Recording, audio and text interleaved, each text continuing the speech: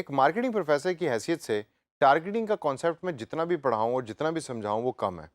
एक अच्छे मार्केटिंग वाले की हमेशा निशानी ये होती है कि वो सबसे ज़्यादा टाइम अपनी टारगेटिंग पे लगाता है। अगर आपने अपनी ऑडियंस यानी कि यूज़र की टारगेटिंग अच्छी कर ली है, तो बाकी तो कुछ नहीं रह गया सवाए सॉफ्टवेयर के ऊपर बटन्स के ऊपर क्लिक करने के। और वो चूँकि आजकल के दौर में सॉफ्टवेयर्स वैसे ही बहुत आसान हो गए हैं, तो सॉफ्टवेयर सीखना कोई बहुत बड़ी बात नहीं है। तो सॉफ्टवेयर को यूज़ करने से पहले जो कॉन्सेप्ट और थ्योरी टारगेटिंग की है, उसको समझना बहुत ज़रूरी है।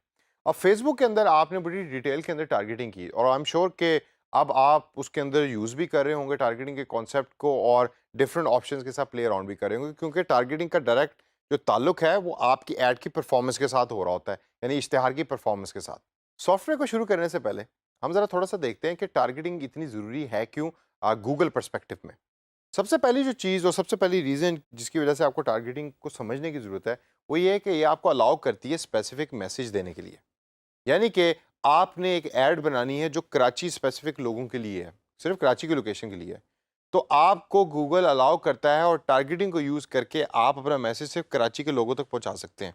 इसी तरीके से आपकी कोई ऐड है जो किसी और एरिया के लोगों के लिए अगर आप बाहर के किसी मुल्क के क्लाइंट के लिए काम करें तो हो सकता है कि आपको अमेरिकन किसी शहर के लिए ऐड बनानी पड़े तो आपके पास ये ऑप्शन है। आप उस शहर को देखें और उस शहर को स्पेसिफिक ज़हन में रख के मैसेज वो बनाएँ जो उस शहर के लोग पढ़ना और देखना पसंद करते हैं। तो ये ऑप्शन और ये फ़ायदा टारगेटिंग आपको देता है। अब अगली जो रीज़न टारगेटिंग या अगला इम्पोर्टेंट पॉइंट जो टारगेटिंग यूज़ करने के लिए इस्तेमाल होता है वो है कि you can actually make tailored ads, यानी कि जो एडवर्टाइजमेंट आप बना रहे हैं उसको आप स्पेसिफिक कर सकते हैं उस लोकेशन के लोगों को ज़हन में रखकर। एक तो आपने मैसेज को स्पेसिफिक कर दिया, दूसरा उस एड्स की ओवरऑल कंस्ट्रक्शन को भी आप स्पेसिफिक कर सकते हैं, टेलर कर सकते हैं। उस फॉर एग्जांपल मैं अगर आपको एग्जांपल दूं कि आपकी एक ऐड चल रही है केपीके में और सिमिलर ऐड आपकी चल रही है पंजाब के अंदर, तो हो सकता है कि केपीके वाली ऐड के अंदर आप चाहें कि आप यूज़ करें पश्तो और कैरेक्टर फ़र्क हों। जबकि जो पंजाब में आपकी ऐड चल रही है उसके अंदर कैरेक्टर्स भी फ़र्क हों और उसके ऊपर जो लैंग्वेज लिखी हुई है वो भी हो सकता है कि वो फ़र्क हो। या इंग्लिश ही आप दोनों एड्स के अंदर यूज़ कर लें। तो ये भी ऑप्शन जो है वो टारगेटिंग के थ्रू आपको मिल रही होती है कि आप बड़ा स्पेसिफिक मैसेज भी दे सकते हैं और एड्स को भी टेलर कर सकते हैं उस लोकेशन के मुताबिक। अच्छी टारगेटिंग हमेशा आपके पैसे बचाती है। ये अपने पल्ले बाँध लो दोस्तों और अपने ज़हन में बिठा लो। अगर आपकी टारगेटिंग की स्किल्स अच्छी हैं तो आपके बहुत पैसे बचेंगे। अगर आपकी टारगेटिंग स्किल्स अच्छी नहीं है और आपने उसकी तरफ तवज्जो ही नहीं दी और ये कहा कि जी ये तो मार्केटिंग वालों का काम है, पता नहीं क्या बोलते रहते हैं, चले जाते हैं, हम तो कंप्यूटर सॉफ्टवेयर को कंप्यूटर स्किल्स को जानते हैं और उसी के थ्रू सारी की सारी जो परफॉर्मेंस है वो मेजर हो रही होती है, ये गलत है। टारगेटिंग आप अच्छी करें, you will save a lot of money because आपने रिसर्च के थ्रू टारगेटिंग की होगी, आपका मैसेज स्पेसिफिक उस बंदे तक पहुंच रहा होगा जिस बंदे तक आप पहुंचाना चाहते हैं। इसकी वजह से आपके पैसे भी बच रहे होंगे, क्लिक थ्रू रेट भी बेहतर होगा, जो हमारा अगला पॉइंट है। यानी कि आपका मैसेज स्पेसिफिक था, टेलर्ड था और वो उस बंदे तक पहुंच गया कि जो क्लिक करना चाहता है उस स्पेसिफिक पोजीशन पे। तो क्लिक बिलिटी या क्लिक थ्रू रेट जो है वो ज़्यादा हो जाएगा और आपको ज़्यादा क्लिक्स मिलेंगे कम कॉस्ट के अंदर। तो ये भी एक बहुत बड़ा फ़ायदा है टारगेटिंग का। और लास्ट पॉइंट है क्रिटिकल इनसाइट्स का। आपको टारगेटिंग के कॉन्सेप्ट को यूज़ करने के बाद ये देखेंगे कि एक लोकेशन पे रहने वाले लोगों का बेतहाशा डाटा रिसीव हो रहा है, जिसकी बेस के ऊपर आप अपनी अगली कैंपेन्स भी डिसाइड कर सकते हैं। तो दोस्तों ये तो वो थी रीजंस की जिसकी वजह से टारगेटिंग आपको बड़ी केयरफुली सिलेक्ट करने की ज़रूरत है। अब आइए ज़रा सॉफ्टवेयर पे चलते हैं और चल के देखते हैं कि टारगेटिंग दर हकीकत होती किस तरीके से है गूगल के प्लेटफॉर्म पर। अब चूंकि कैंपेन हम डिज़ाइन कर रहे हैं तो कैंपेन डिज़ाइनिंग के दौरान ये लोकेशन वाला जो स्टेप है, ये है वो स्टेप के जिसके अंदर आप सेलेक्ट करते हैं कि कौन सी लोकेशन में आपने टारगेट करना है लोगों को। फेसबुक के अंदर टारगेटिंग इज़ डिफरेंट, गूगल में ये टारगेटिंग फ़र्क है। फेसबुक में आपको बहुत सारी ऑप्शंस मिलती हैं जिसमें आप डेमोग्राफिक्स और ज्योग्राफिकल लोकेशन और इंटरेस्ट सब कुछ सेलेक्ट कर सकते हैं। यहाँ आपको मेन जो एरिया मिल रहा है वो लोकेशन का एरिया मिल रहा है जो आपने बड़े केयरफुली सेलेक्ट करना है। उसकी वजह है कि गूगल जो है वो डिसाइड करता है बेस्ड ऑन द कीवर्ड्स, यानी कि जो यूज़र कीवर्ड टाइप कर रहा होता है गूगल सर्च इंजन के अंदर, उसको कनेक्ट करता है आपके कीवर्ड्स के साथ। इस तरीके से फाइंड आउट करता है कि किसको ऐड दिखानी है और किसको नहीं दिखानी, जबकि फेसबुक में ये नहीं हो रहा होता। तो आइए ज़रा लोकेशन पे नज़र डालते हैं और देखते हैं कि इसमें कौन-कौन सी ऑप्शंस गूगल हमें प्रोवाइड करता है और किस तरह उसको सेलेक्ट करना है।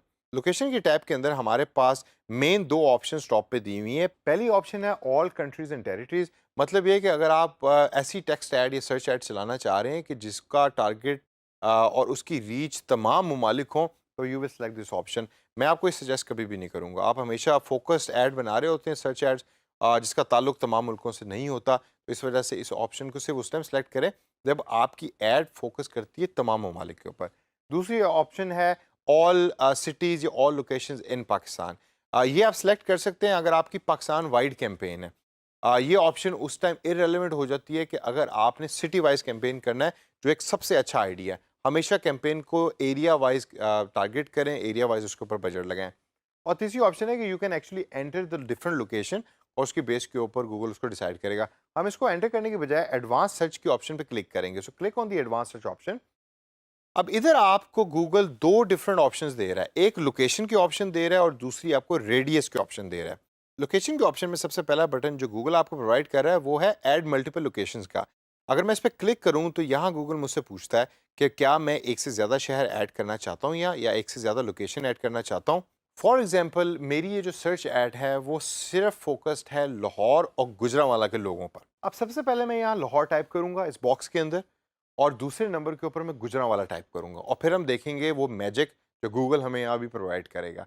इन दोनों को टाइप करने के बाद इस नीले सर्च के बटन पे क्लिक करें और क्लिक करने के बाद अब आप देखें कि बॉटम में आपको क्या नज़र आ रहा है।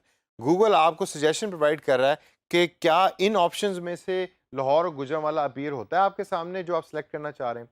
सो I will find out Lahore, I will select that and I will also find out Gujranwala and I will select that. अब ये दोनों लोकेशन सेलेक्ट कर ली गूगल ने और सर्च ऐड सिर्फ इन दोनों लोकेशन के रहने वाले लोगों तक या सर्च जो कर रहे हैं यहाँ से बैठकर उन लोगों को अपीयर होगी।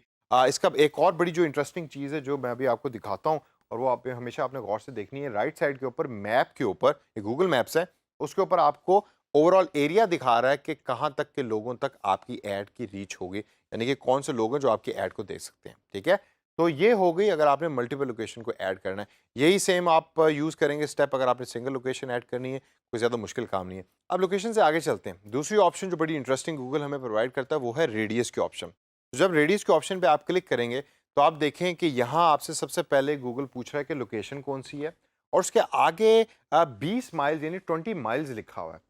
अब मैं आपको एक चीज़ दिखाता हूँ यहाँ। सबसे पहले तो आप माइल्स को चेंज करें किलोमीटर्स के अंदर। पाकिस्तान में हम किलोमीटर्स को यूज़ करते हैं और किलोमीटर्स को अंडरस्टैंड करते हैं, तो यहाँ आप किलोमीटर्स को चेंज करें। उसके बाद मैं चाहता हूँ कि मैं गुलबर्ग के एरिए के इर्द गिर्द जो 2 किलोमीटर का एरिया है सिर्फ उन लोगों तक अपनी ऐड को पहुँचाना चाहता हूँ। तो यहाँ मैं 20 को मिटा के 2 टाइप करूँगा, तो इट विल बिकम 2 किलोमीटर्स और जो लेफ्ट बॉक्स है उधर मैं लिखूँगा गुलबर्ग। तो देखते हैं कि क्या होता है। गुलबर्ग लिखने के बाद गूगल हमें डिफरेंट ऑप्शंस अब प्रोवाइड कर रहा है। इनमें से एक ऑप्शन सेलेक्ट करें, फॉर एग्जांपल गुलबर्ग 3 की ऑप्शन मैं सेलेक्ट करूंगा यहाँ। आप गुलबर्ग 3 की ऑप्शन सेलेक्ट करने के बाद राइट साइड पे गौर करें कि मैप पे क्या हुआ है। गूगल मैप्स के ऊपर नीले कलर का दायरा अपीयर हो गया है कि गुलबर्ग 3 के 2 किलोमीटर का जो रेडियस है वो ये बनता है और ये वाला रेडियस गूगल आपके लिए डिसाइड कर रहा है और सेलेक्ट कर रहा है बेस्ड ऑन योर रिकमेंडेशन कि जिधर तक आपकी सर्च ऐड लोगों तक पहुंचेगी और लोग उसको देख सकेंगे। अब इसको करने के बाद आप सेव के बटन पे क्लिक करें और जब आप उस पर क्लिक करेंगे तो ये लोकेशन जो है वो अब आपकी इस कैंपेन के लिए वो सेव हो चुकी है।